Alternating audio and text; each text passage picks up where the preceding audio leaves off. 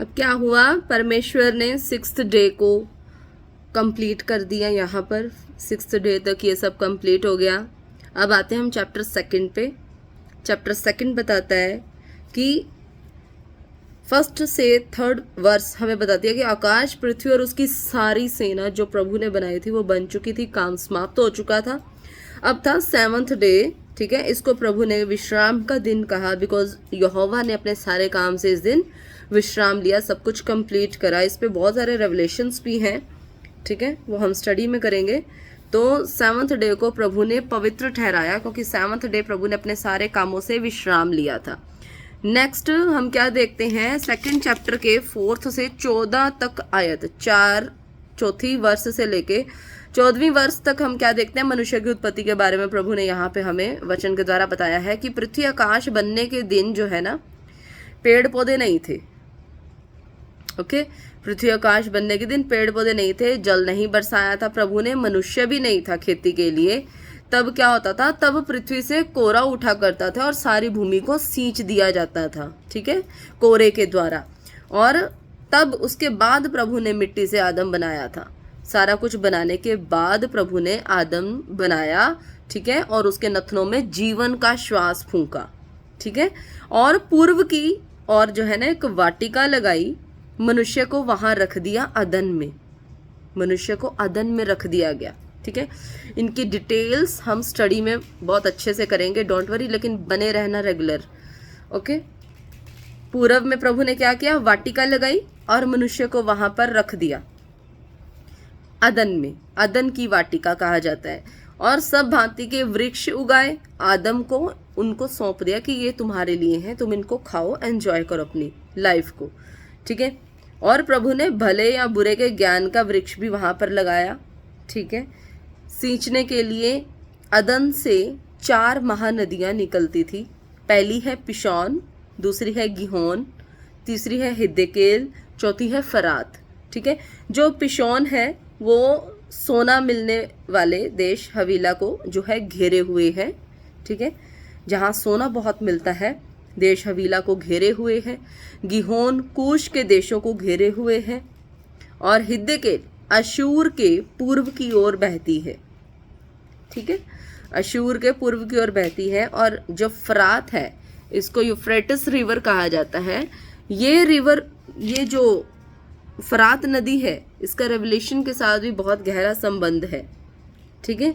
ये एशिया की प्रमुख नदी रही है। मैं आपको बताना चाहती हूँ यूफ्रेटिस रिवर के बारे में, बाकी रिवर्स के बारे में भी हम स्टडी करेंगे, लेकिन हमें जस्ट इन चीज़ों को लर्न इसलिए करना है ताकि हम जब स्टडी करें तब हमें आगे और पीछे बाइबल में हमने क्या पढ़ा है याद आए, ठीक है, और समझना आसान हो, ठीक है। हमने क्या पढ़ा, प्रभु ने अदन की वाटिका लगाई पूर्व में, पूर्व में क्या देश है, वो किस तरफ है, आज वाटिका जो है वो कहाँ है, सब करेंगे। बट इसको अभी लर्न करते रहो कि परमेश्वर ने क्या हमें बताया है। 4 धाराओं में वो महानदी बहती थी। महानदी एक ही है लेकिन उसके हिस्से 4 हो जाते हैं, पिशोन, गिहोन, हिद्देकेल और फरात। फरात जो है रिलेटेड है रेवलेशन की बुक से भी, ओके। तुर्की की पहाड़ियों से ये निकलती है, सीरिया और इराक से होते हुए, आज के टाइम पे अगर आप देखो सीरिया और इराक से होते हुए, ठीक है, फारस की खाड़ी में जाकर ये मिलती है, जिसको पर्शियन गल्फ भी बोलते हैं। ये फारस की खाड़ी में जाके मिलती है, ठीक है।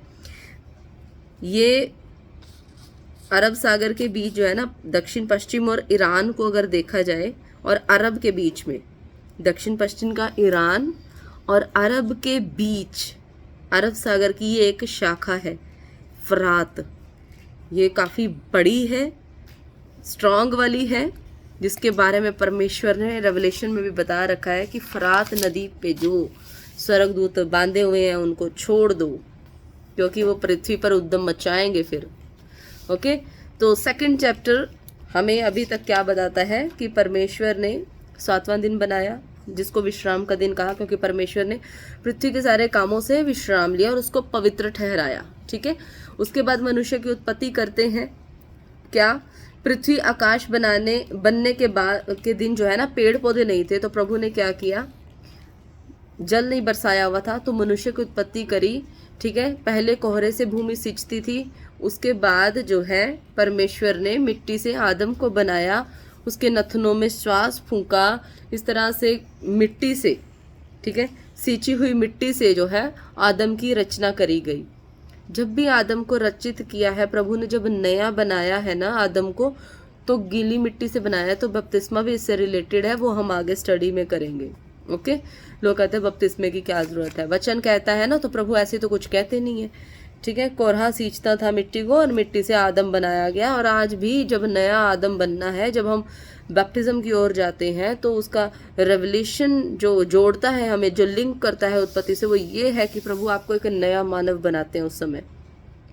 ओके, तो बहुत बड़ा रेवलेशन है, करेंगे बात इसके बारे में। तो पूर्व की ओर प्रभु ने क्या है, एक वाटिका लगाई। पृथ्वी को हम देख रहे हैं तो पूर्व की ओर, पृथ्वी की पूर्व की ओर ही बात हो रही है। वाटिका लगाई, इसको अदन की वाटिका कहा जाता है, ठीक है। इसमें जीवन के वृक्ष और भले बुरे के ज्ञान के वृक्ष का जो है वर्णन हम सुन चुके हैं कि इस पेड़ों को लगाया गया। ओके, कि तुम जो है हर एक फल खाओ, लेकिन भले बुरे ज्ञान के वृक्ष को मत हाथ लगाना। प्रभु ने मना किया था, लेकिन हवा ने पाप किया था, है ना। तो प्रभु ने एक महानदी रखी अदन से, जो निकलती थी, जो 4 हिस्सों में बट रही है। कौन सी हैं 4 नदियाँ?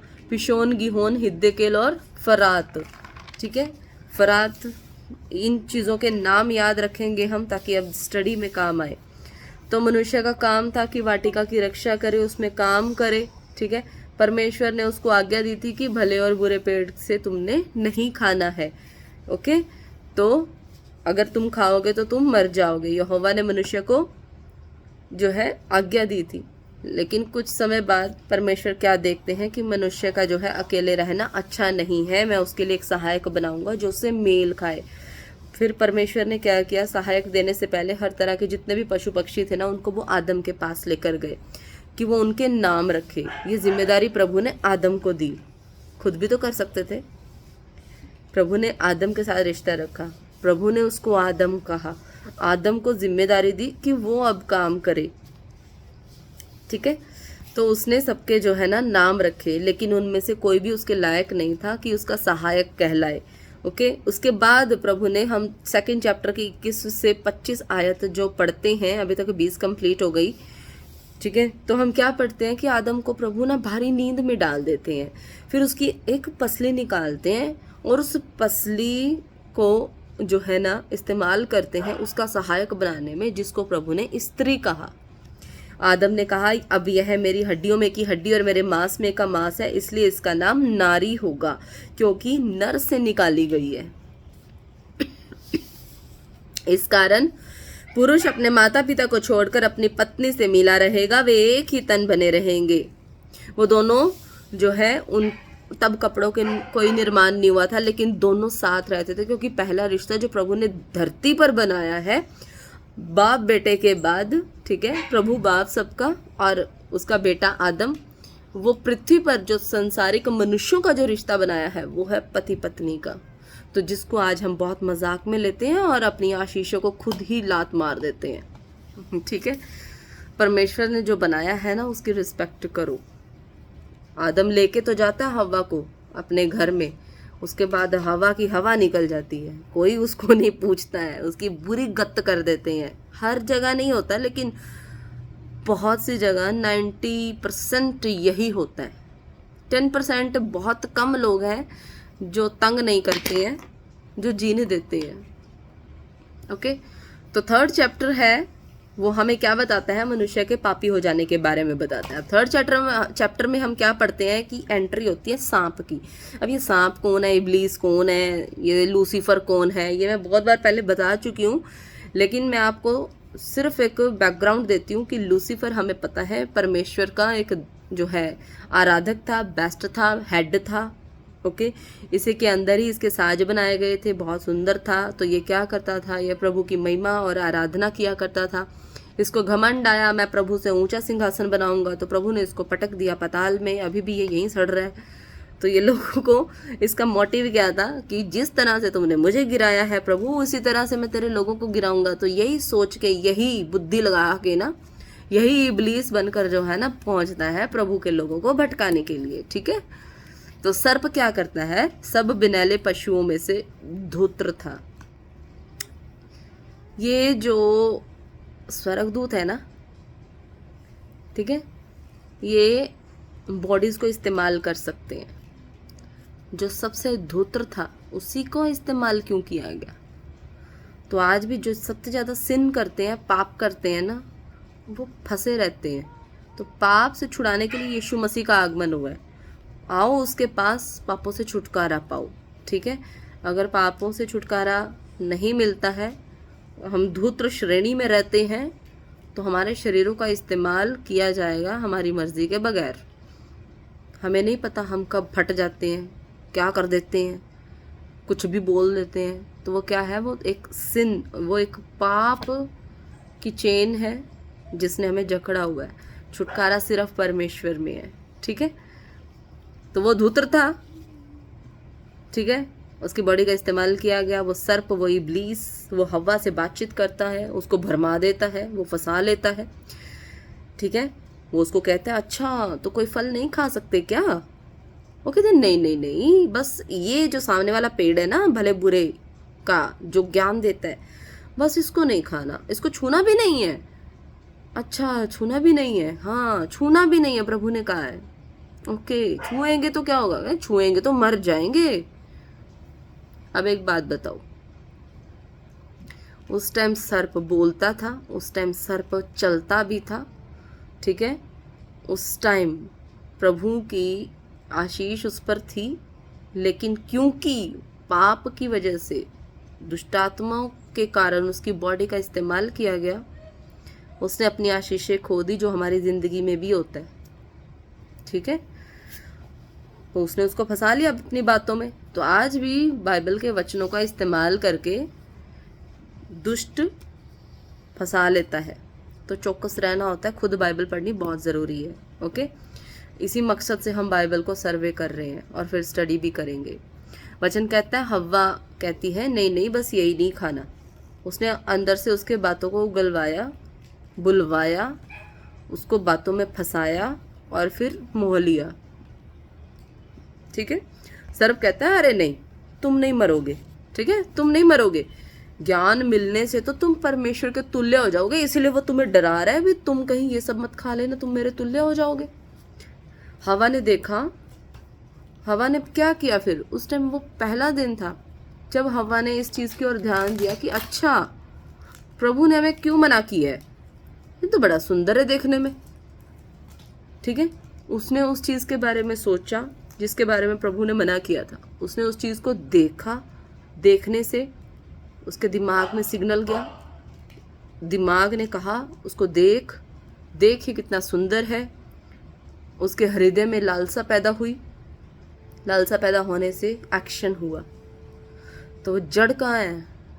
पहली बात है सुनना। क्या सुनते हो क्या नहीं सुनते हो, ध्यान से।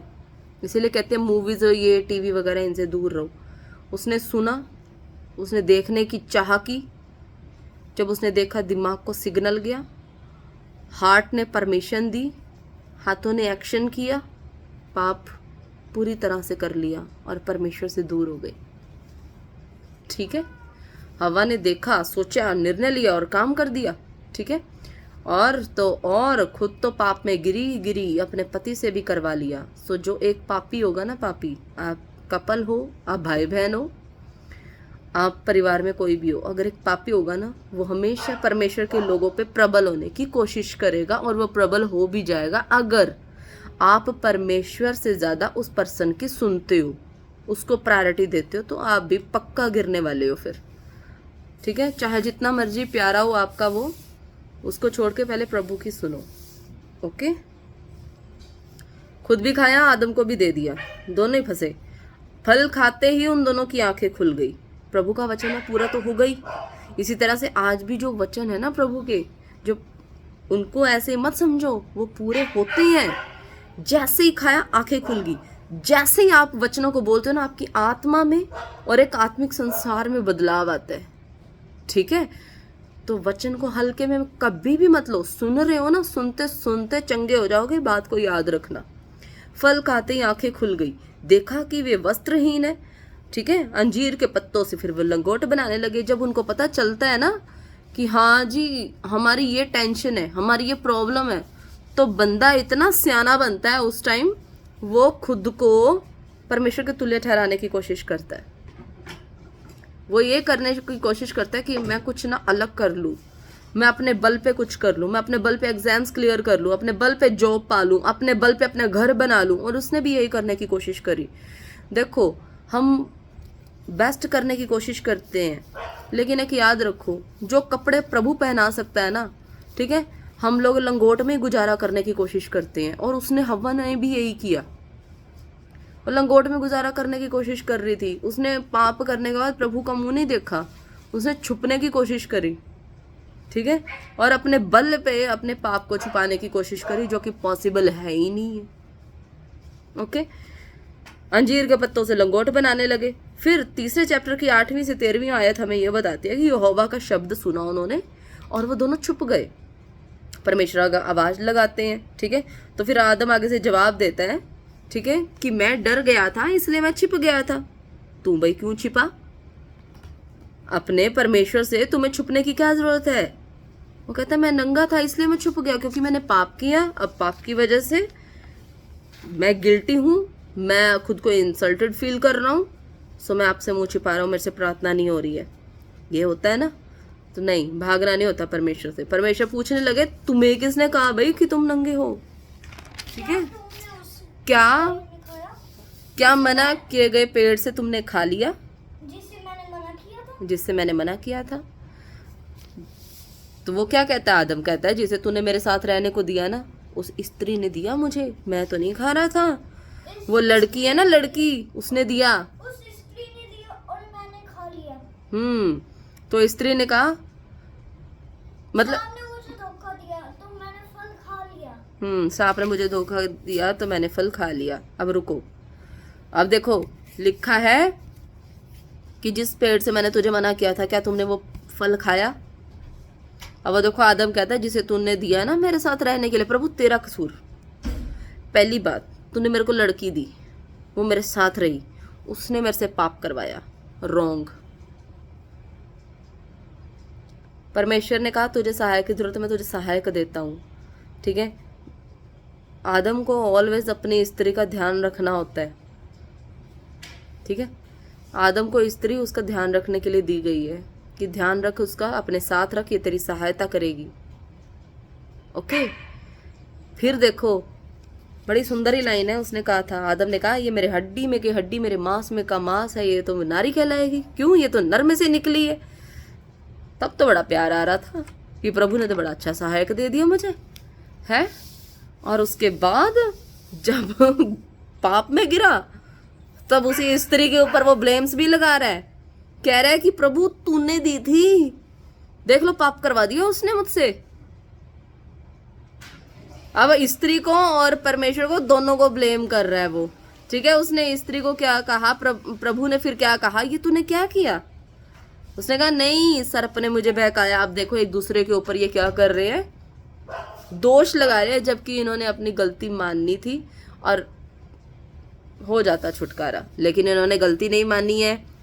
इन्होंने एक दूसरे के ऊपर आरोप लगाया, इवन के परमेश्वर को भी नहीं छोड़ा, प्रभु तूने दी थी।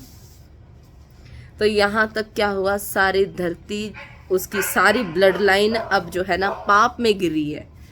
ठीक है, यीशु मसीह इसीलिए आए कि हमें इस पाप से छुटकारा दे। परमेश्वर ने आगे इनको क्या कहा, किस तरह से इनको जो है परमेश्वर का न्याय इनके ऊपर आया। ठीक है, मैं आपको वो सब जो है नेक्स्ट वीडियो में बताऊंगी, तो बने रहो।